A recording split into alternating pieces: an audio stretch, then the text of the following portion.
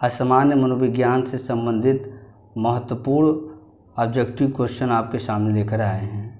आपका जो पेपर होने वाला है उसी के मद्देनज़र रखते हुए हम असामान्य मनोविज्ञान का लगातार जो है ऑब्जेक्टिव क्वेश्चन को लेकर आ रहे हैं। इससे पहले 4 पार्ट हो चुके हैं। ये पाँचवा पार्ट है जो आपके लिए बहुत ही महत्वपूर्ण होगा, इसलिए आप लोग वीडियो को लास्ट तक देखिएगा। तो चलिए शुरू करते हैं और क्वेश्चन को एक एक करके समझते हैं। आप ध्यान से समझते जाइएगा और क्वेश्चन सब आपको समझ आते जाएंगे। तो जो पहला क्वेश्चन हमारा है, पहला क्वेश्चन है कि एक ऐसी मानसिक विकृति जिसमें रोगी चिंताग्रस्त तो रहता है परंतु उसकी गंभीरता इतनी अधिक नहीं होती कि उसे मानसिक अस्पताल में रखकर उपचार कराया जाए, इस तरह के मानसिक विकृति को पहले कहा जाता था। तो इस तरह की मानसिक विकृति को सबसे पहले कहा जाता था मन स्नायु विकृति। ठीक है, एकदम ध्यान से ऑप्शन देखिएगा, मैं बस आंसर बताता जाऊंगा। दूसरा क्वेश्चन है मानसिक विकृतियों के वर्गीकरण का सबसे उत्तम पद्धति क्या है। तो मानसिक विकृतियों के वर्गीकरण का सबसे उत्तम पद्धति है diagnostic and statistical manual of mental disorder, जिसे शॉर्ट फॉर्म में कहते हैं DSM। तीसरा क्वेश्चन है मानसिक रोगों का पहला वर्गीकरण तंत्र किसके द्वारा तैयार किया गया।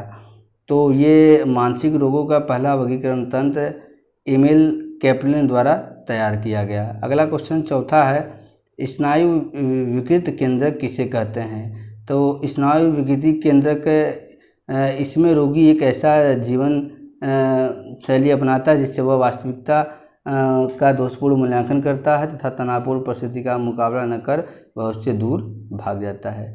पांचवा है मानसिक विकृति एक ऐसी विकृति को कहा जाता है जिसमें क्या होता है, तो जिसमें सभी तरह के असमान व्यवहार के लक्षण पाए जाते हैं, उसे मानसिक विकृति कहा जाता है। अगला है छठवां है मानसिक विकृति के वर्गीकरण की नवीनतम पद्धति कौन सा है। तो मानसिक विकृति के वर्गीकरण की नवीनतम पद्धति क्या है, DSM-4 इसमें दिया है। अगर DSM-5 दिया होगा तो DSM-5 पे आप टिक करिए, क्योंकि इसमें DSM का जो है 5वां संस्करण लागू किया जा चुका है। सातवां है निम्नलिखित में से किसे असमान व्यवहार की विशेषताओं की श्रेणी में शामिल नहीं किया जाता है। ध्यान से देखिए, शामिल नहीं किया जाता है। तो इसमें क्या है, मानसिक असंतुलन, असंवेगात्मक अपरिपक्वता, सूझबूझ व्यवहार की कमी, याददाश्त की कमजोरी। तो याददाश्त की कमजोरी को क्या है, मानसिक असमान व्यवहार की विशेषताओं में नहीं शामिल किया जाता, और बाकी तीनों क्या है, असमान व्यवहार। आठवां है निम्नलिखित में से किसे मन स्नायु विकृति का स्वतंत्र प्रकार नहीं माना जाता है। तो इसका सही आंसर हो जाएगा ख, निद्रा भ्रमण को नहीं माना जाता है। अगला है नौवां बंद जगहों से अयुक्ति संगत भय इरेशनल फियर को कहा जाता है। तो इसे कहा जाता है क्लास्ट्रोफोबिया कहा जाता है। अगला क्वेश्चन है मनोविश्लेषिक सिद्धांत में दुर्बुद्धि का दूसरा नाम क्या है। तो मनोविश्लेषिक सिद्धांत में दुर्बुद्धि का दूसरा नाम है चिंता हिस्ट्रिया। ठीक है। 11वां क्वेश्चन है मन स्नायु विकृति के कई प्रकार हैं, जिसमें से एक प्रकार ऐसा भी है जिसमें रोगी मुक्त प्रवाहित चिंता दिखलाता है, इस प्रकार को कहा जाता है। तो इस प्रकार को कहा जाता है चिंता मनस्ताप कहा जाता है। अगला है किसी कुत्ते से अयुक्ति संगत डर को कहा जाता है। तो किसी कुत्ते से अयुक्ति संगत डर को कहा जाता है साइनोफोबिया। ठीक, साइनोफोबिया कहा जाता है। 13वां है कुछ लोग आंधी तूफान में बिजली आदि के कौंधने से अयुक्ति संगत डर दिखलाते हैं, इसे कहा जाता है। तो इसे कहा जाता है एस्ट्रोफोबिया कहा जाता है। 14वां है कुछ व्यक्तियों में बार बार साबुन से हाथ धोने की बुरी आदत होती है, इस आदत को वे स्वयं भी बुरा समझते हैं परंतु उसके बिना उसे चैन ही नहीं आता। इस तरह के मानसिक विकृति को क्या कहा जाता है। तो इसे कहा जाता है OCD मनोग्रस्ती बाध्यता मन स्नायु विकृति।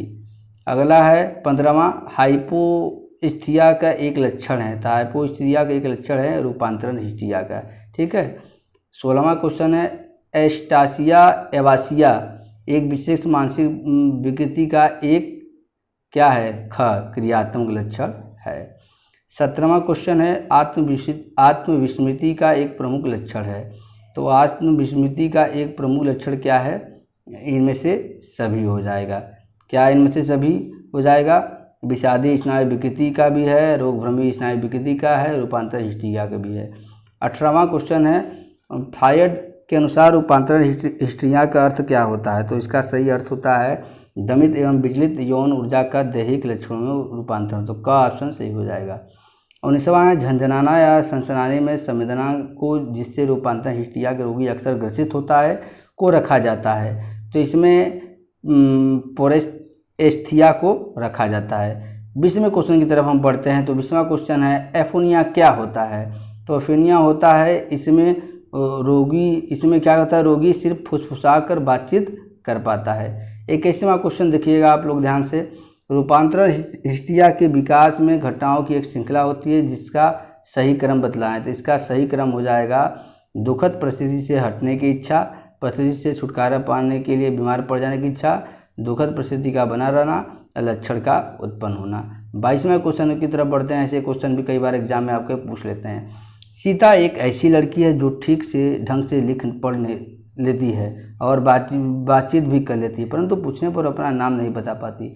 साथ ही साथ वह यह भी नहीं बता पाती कि वो कौन है तथा कहाँ है। यहाँ तक कि वह अपने माता पिता, दोस्त एवं रिश्तेदारों को भी पहचान नहीं पाती। सीता के लक्षणों के आधार पर उसे निम्नलिखित में से किस रोग से ग्रसित कहेंगे। तो इसे आप कहेंगे मनोविच्छेदी हिस्टीरिया, डिसोसिएटिव हिस्टीरिया। 23वां है निम्नलिखित में से किस मानसिक रोग की उत्पत्ति में आनुवंशिक तथा जैविक रासायनिक कारकों की भूमिका लगभग न के बराबर होती है। तो न के बराबर होती है स्थिर व्यामोह में। ठीक। 24वां क्वेश्चन है निम्नलिखित में से कौन भावात्मक विकृति नहीं है। ठीक है, नहीं है तो क्वेश्चन बदल जाएगा। तो स्थिर व्यामोह क्या है, भावात्मक विकृति नहीं है। बाकी जो तीनों है यानी कि मनोविकृति विषादी रोग, उत्साह विषाद मनोविकृति, अप्रत्यावर्तित विषादी रोग, ये सब क्या है, भावात्मक विकृति है। 25वें क्वेश्चन की तरफ बढ़ते हैं हम। उत्साह विषाद मनोविकृति पद का प्रतिपादन किया गया था। तो ये किया गया था क्रेपलिन महोदय के द्वारा किया गया था। अगला है 26वां भूख की कमी, मंदित यौन इच्छा, नींद की कमी आदि कुछ प्रमुख पेशी लक्षण हैं। किसके प्रमुख पेशी लक्षण हैं, तो अति तीव्र विषादी अवस्था का ये प्रमुख लक्षण है। अगला है उत्साही विस्मय क्या है। तो उत्साही विस्मय क्या है बेटा, तो उत्साही विस्मय है एक ऐसी अवस्था है जिसमें रोगी भावशून्य की अवस्था में होते हुए भी खुशी की आनंद अभिव्यक्ति दिखलाता है। तो ग वाला ऑप्शन सही हो जाएगा। 28वां है स्नायु विकृत विषाद तथा मनोविकृत विषाद में मूल अंतर यह है कि क्या है, घ स्नायु विकृत विषाद में स्थिति भ्रांति विभ्रम तथा व्यामोह नहीं होते, जबकि मनोविकृति विषाद में यह सभी उपस्थित होता है। तो घ सही हो जाएगा। 29वां है रूपांतरण हिस्टीरिया में रोगी प्रायः कुछ असाधारण संवेदना या अपवादात्मक संवेदना सुनता है। इस लक्षण को क्या कहा जाता है, तो इस लक्षण को कहा जाता है ख, क्या है, पेरेस्थीसिया। ठीक है। 30वां क्वेश्चन है निम्नलिखित में से किसी मनोविच्छेदी हिस्टीरिया के सबसे गंभीर लक्षण माना गया है। तो सबसे गंभीर लक्षण आत्मविस्मृति को माना गया है मनोविच्छेदी हिस्टीरिया का। 31वां है आत्मविस्मृति को एक तरह का मनोवैज्ञानिक उड़ान माना गया है। इसमें जो रोगी होते हैं वो एकदम मन ही मन कल्पना बहुतशील होते हैं। 32वां है कुछ व्यक्ति प्रायः सोच कर घबराते रहते हैं कि उन्हें कोई भयंकर बीमारी हो गई है या निकट भविष्य में होने वाली है। इस तरह के मानसिक विकृति को कहा जाता है। तो इस तरह के मानसिक विकृति को रोग भ्रमी मनस्ताप कहा जाता है। 33वां क्वेश्चन है सूची। ऐसे क्वेश्चन भी आते हैं, देखिए नेट के एग्जाम में भी, पीजीटी में भी और आपकी परीक्षा में भी पूछ सकते हैं।